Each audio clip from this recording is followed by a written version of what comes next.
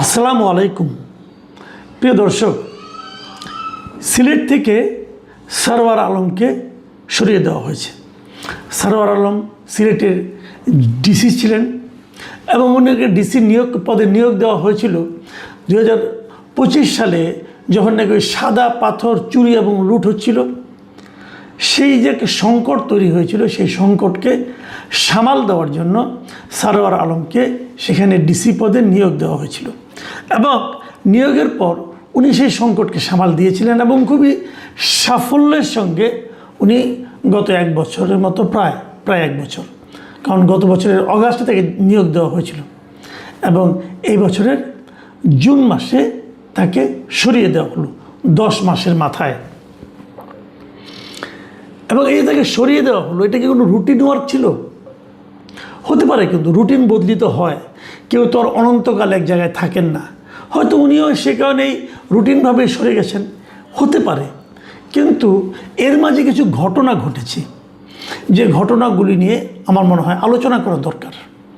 এই ঘটনার সঙ্গেই ওনাকে সরিয়ে দেওয়া, প্রত্যাহার করার ব্যাপারটা জড়িত এমন দাবি আমি করছি না, কিন্তু সবগুলো দেখলে, ভালো মন্দ এবং বিভিন্ন ঘটনা প্রবাহ দেখলে অনেক কিছুই আপনাদের কাছেও কিন্তু স্পষ্ট হয়ে যাবে। একটা কথা বলি, ঘটনাগুলি কেমন, যেমন ধরা যাক কদিন আগে, এক সপ্তাহ আগে, জুন মাসের 12 তারিখে, আজকে 21 তারিখ, 12 তারিখের ঘটনা। 12 তারিখে জনাব সরওয়ার আলম ডিসি হিসাবে হযরত শাহজালালের মাজার পরিদর্শনে যান এবং সেখানে যে ওখানকার আয় ব্যয়ের ব্যবস্থাপনায় একটা স্বচ্ছতা এবং জবাবদিহিতা নিশ্চিত করার কথা বলেন। এখন এইটুকু যখন বলি, যারা আপনারা কখনো হযরত শাহজালালের মাজারে গিয়েছেন তারা জানবেন, ওখানে বড় বড় কয়েকটা ডেগ আছে, তামার তৈরি অথবা পিতলের তৈরি কিছু একটা হবে, ধাতব ডেগ, তার উপরে নেটের মতো লাগানো থাকে। সেই নেটের ফাঁক দিয়ে আপনি আপনার মানত করা অর্থ, কেউ স্বর্ণ, কেউ নানা রকম গুরুত্বপূর্ণ মূল্যবান জিনিস ওখানে রাখেন তারা।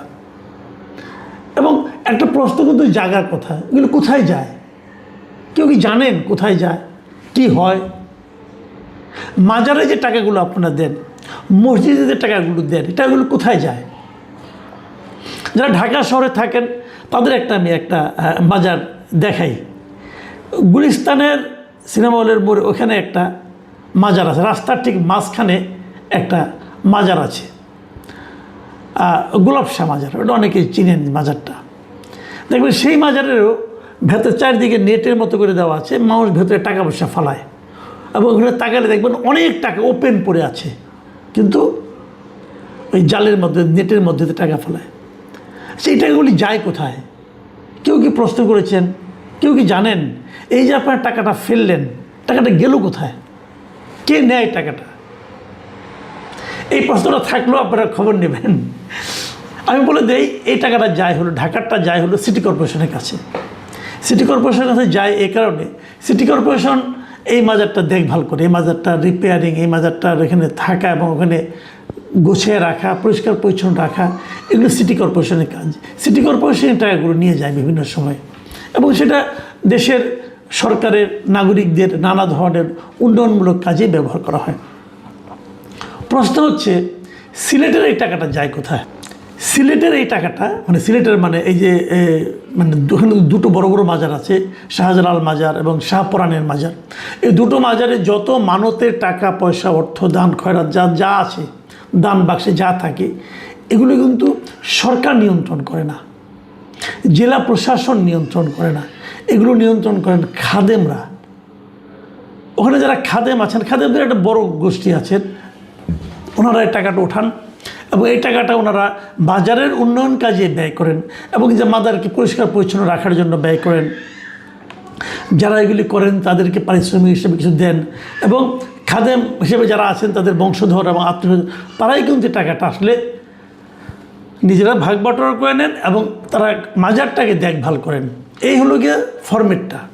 এখন সরওয়ার সাহেব বলেছেন যে না, এভাবে চলবে না, এটাকে জবাবদিহিতার মধ্যে আনতে হবে। কত টাকা এখানে জমা হচ্ছে তার একটা হিসাব থাকবে, টাকাটা ব্যাংকে জমা হবে, তারপর ব্যাংকের থেকে যা যা লাগবে, মাজারের কাজে যা যা প্রয়োজন হবে ব্যাংকের থেকে তুলে সেটা করতে হবে। এইটা আসলে একটা অনেক দিন ধরে চলে আসা যে প্রথা, সে প্রথার সঙ্গে সাংঘর্ষিক। মানে সিলেটের এই হযরত শাহজালালের মাজারে এই পদ্ধতিতে কখনো হয়নি, এতদিন ওই খাদেম পদ্ধতিতে চলেছিল। এটা হওয়াতে একটা বড় ধরনের, এটাকে অনেকে হয়তো লজিক্যাল বলবেন, আমি নিজেও মনে করি যে সারোয়ার সাহেব যে কাজটা করেছেন সেটাই লজিক্যাল, সেটাই হওয়া উচিত। কারণ বাংলাদেশের যে আইনও তাই বলে। বাংলাদেশে কিন্তু মসজিদ মাজারগুলো কীভাবে চলবে তার কিন্তু একটা আইন আছে, সেই আইন অনুযায়ী এগুলো জেলা প্রশাসনই দেখার কথা। কেবল তাই নয়, আমি আপনাদের আরও একটা আইনের কথা বলি। আপনি যদি শরীয়ত মোতাবেক আইনটা ধরেন, ইসলামী শরিয়ার কথা বলেন, একটা কথা মনে রাখবেন, মাজারে অথবা মসজিদে যখনই আপনি যা কিছু দেবেন, দেওয়ার সঙ্গে সঙ্গে সেই জিনিসটার ব্যক্তি মালিকানা লুপ্ত হয়ে যায়, সেটা তখন আল্লাহর সম্পদে পরিণত হয়। এই জন্য এটা আল্লাহ, এর মালিকানা, মূল মালিকানা তখন আল্লাহর উপর ন্যস্ত হয়, যেটাকে বলা হয় ওয়াকফ টু আল্লাহ। এটা হলো শরিয়ার আইন, কিন্তু আমি জেনে বলছি। আজকাল তো জানা খুব সহজ, আপনারা জানতে পারেন, অনেক আলেম আছেন, তাদের সঙ্গে জিজ্ঞাসা করলেও হয়। আপনি যখনই মসজিদে একটা টাকা দিয়ে দিবেন, সেই টাকাটার উপর ব্যক্তির মালিকানা একদম জিরো হয়ে যায়। যেই আপনি দিয়েছেন আপনি বলতে পারবেন এটা আমার টাকা, ওটা তখন আল্লাহর অর্থ হয়ে যাচ্ছে, আল্লাহর সম্পদে পরিণত হচ্ছে। মসজিদে একটা কমিটি থাকে, বাংলাদেশের আইন অনুযায়ী প্রত্যেকটা মসজিদে 15 জনের একটা কমিটি হয়। সেই কমিটি ওই টাকাটা মানে ব্যবস্থাপনা করতে পারে, মসজিদের উন্নয়ন কাজে সেটা ব্যবহার করতে হবে, অন্য কোনো কাজে আপনি ব্যবহার করতে পারবেন না। এটা একদম আইন, এবং এটা শরীয়ত আইনও এটাকে সাপোর্ট করে। মাজারের ক্ষেত্রেও একই কথা। বাংলাদেশে মাজার কীভাবে, বড় বড় মাজারগুলি কীভাবে পরিচালিত হবে সে ব্যাপারে কিন্তু সরকারের একটা আইন আছে, এবং সেই আইনটা এভাবেই। আবার অনেক জায়গায় এরকম আইন নাই, যেমন আপনার আজমির শরীফে যে আইনটা আছে ওটা কিন্তু ওখানে কিন্তু খাদেমদের নিয়মটাই চলে। যাক, খাদেম তারা বলে তারা হলো মঈনুদ্দিন চিশতির বংশধর। বাট এখানে যে সমস্যাটা হয়েছে, এই যে হযরত শাহজালাল আলাইহিস সালাম উনি বিয়েই করেননি জীবনে, ওনার কোনো সন্তানও নেই, কাজে ওনার কোনো বংশধর কিংবা ওয়ারিশ নেই, এটাই রিয়েলিটি। যে কারণে এখানে সরকারের আইনটাই চলার কথা। কিন্তু সমস্যা হলো, এই যে কাজটা করেছেন সরওয়ার আলম সাহেব, এটা করার পর এটা নিয়ে কিন্তু অনেক বিতর্ক হয়েছে, এবং যারা নাকি এই মাজারের খাদিম তারা প্রতিবাদ করেছেন, এবং খাদিমরা পাওয়ারফুল। সিলেটে শাহজালালের মাজারের খাদিমরা খুবই পাওয়ারফুল।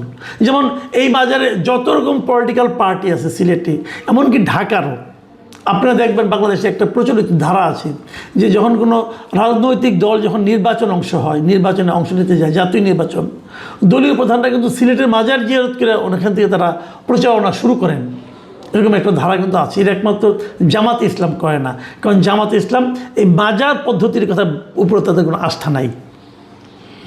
এটা সুফিবাদের একটা ব্যাপার, যাই হোক, এটা অন্য বিতর্ক, ওই বিতর্কে আমি যাচ্ছি না। কিন্তু সমস্যা হচ্ছে, দেখেন এই সরওয়ার আলম সাহেব এই ঘটনার পর ওখানকার মাজারের একজন খাদেম, এবং যিনি সিলেট মহানগর বিএনপির 1 নম্বর ওয়ার্ডের সভাপতি মুফতি রায়হান উদ্দিন, তিনি কি বলেছেন শুনেন। তিনি বলেছেন, আমরা হিসাব কাকে দেব, কেন দেব, মানে ওনার হিসাব দেওয়ারই পক্ষে না। হযরত শাহজালাল রাদিয়াল্লাহু আনহুর এই সম্পত্তি আমাদের দিয়ে গেছেন, এটি আমাদের পৈতৃক সম্পত্তি, কোনো দল বা সরকারের নয়। পরিষ্কার বলতে উনি দাবি করছেন এটা ওনাদের সম্পত্তি। হযরত শাহজালাল রাদিয়াল্লাহু আনহু নাকি ওনাদেরকে দিয়ে গেছেন। কবে দিয়ে গেছেন? হযরত শাহজালাল রাদিয়াল্লাহু আনহু মারা গেছেন আজকে থেকে ধরেন আপনার 14 সালের মধ্যে মারা গেছেন, তো 600 প্রায় 1200 বছর আগে। 1200 বছর আগে তো ধরেন 1000 বছর আগে উনি মারা গেছেন। এত বছর আগে মারা যাওয়ার সম্পত্তি উনি কাকে দিয়ে গেছেন, কোনো দানপত্র কিভাবে দিয়ে গেলেন, মৌখিকভাবে দিয়ে গেলেন কি দিয়ে গেলেন না, এটা তো একটা বিশাল ব্যাপার। এই প্রশ্নের উত্তর কে দিবে? এবং ওই খাদিম সাহেব দাবি করছেন এটা ওনাদের পৈতৃক সম্পত্তি। আমি জানি না এটা কীভাবে সম্ভব। এবং উনি বলছেন এই যে দান বাক্সে তালা দেওয়া হয়েছে, এটা নাকি অলিয়াদের প্রতি অসম্মানজনক ঘটনা হয়েছে। এবং উনি এটাও বলেছেন, ওনার বক্তব্য হুবহু পড়ছি আমি, যে অলিয়ারা কখনো মারা যান না, কেউ বিশ্বাস করুক বা না করুক, আমরা এটাই বিশ্বাস করি। আমি একটা জিনিস বুঝতে পারছি না, যদি কেউ বিশ্বাস করেন যে কেউ মারা যায় না, অলিয়ারা মারা যায় না, এই বিশ্বাসটা কি ইসলামের সঙ্গে সঙ্গতিপূর্ণ নাকি সাংঘর্ষিক? মারা যায় না? আমাদের মহানবী হযরত মুহাম্মদ সাল্লাল্লাহু আলাইহি ওয়াসাল্লাম উনি মারা যান নাই? অলিয়ারা কি ওনার চেয়েও বড়? আমি জানি না, আমি বলতে পারবো না। আমরা খুব ক্ষুদ্র মানুষ, কি বললে বা কোন বিপদে পড়ে যাই। কিন্তু আপনারা যারা